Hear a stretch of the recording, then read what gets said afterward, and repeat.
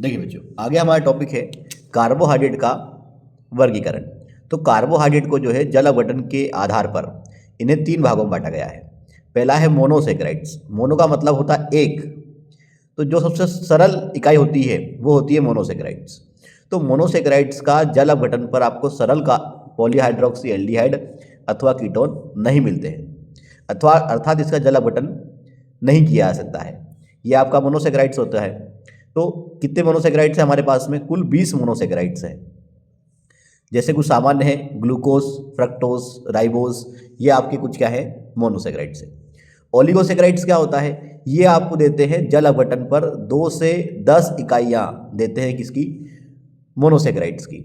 अगर 2 दे रहे हैं तो ये हमारे कहलाएंगे डाइसेकेराइड्स, 3 दे रहे हैं तो ट्राइसेकेराइड्स, 4 दे रहे हैं तो टेट्रासेकेराइड कहलाते हैं। अब यहाँ पे जो हमारे डाइसेकेराइड्स की जो इकाइयाँ हैं ये जल अपघटन पर समान भी हो सकती हैं अथवा भिन्न भी हो सकती है।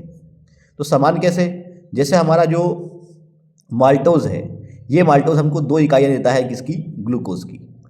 जबकि जो आपका सुक्रोज है ये आपको जल अपघटन पर ग्लूकोज और फ्रक्टोज देता है। तो ग्लूकोज हमारा एल्डिहाइड है, फ्रक्टोज हमारा कीटोन है। अब आगे है हमारा पॉलीसेकेराइड्स। पॉली का मतलब होता है बहुत सारे। तो जब आपको जल अपघटन पर 10 से अधिक मोनोसेकेराइड्स मिलती है तो इसको हम बोलते हैं क्या? पॉलीसेकेराइड्स। पॉलीसेकेराइड्स में क्या आता है? जैसे आपका स्टार्च है, सेलोज है, ग्लाइकोजन है, गोंद है, ये जो होते हैं ये हमारे होते हैं पॉलीसेकेराइड्स। अब पॉलीसेकेराइड जो होते हैं वो स्वाद में मीठे नहीं होते हैं, इन्हें अशर्करा भी कहते हैं। जैसे आपका जो ग्लूकोज है ये आपका मीठा होता है, सुक्रोज है आपका ये मीठा होता है, फ्रक्टोज है मीठा होता है। जबकि हमारा ये जो है ये पॉलीसेकेराइड्स जो होते हैं हमारे, ये हमारे अशर्करा भी इन्हें कहते हैं।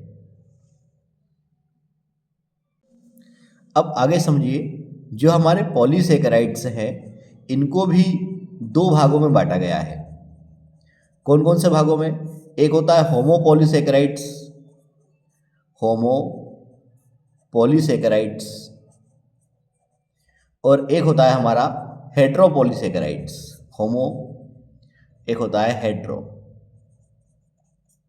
होमो का मतलब होता है समान। क्या मतलब होता है? समान। जो आपको समान इकाइयाँ देता है किसकी? मोनोसेकेराइड्स की, वो होता है हमारा होमो पॉलीसेकेराइड। ये आपको मोनोसेकेराइड की क्या है? समान इकाइयाँ देगा। जबकि ये आपको अलग अलग इकाइयाँ देता है किसकी? मोनोसेकेराइड्स की। तो क्या उदाहरण है होमोपॉलीसेकेराइड्स के अंदर? तो होमोपॉलीसेकेराइड्स के उदाहरण है आपका स्टार्च एवं सेलुलोज एवं ग्लाइकोजन। जबकि जो हमारा हेट्रोपॉलीसेकेराइड्स है इसका उदाहरण है गोंद एवं हेमीसेलुलोज, हेमीसेलुलोज, सेल्यूलोज।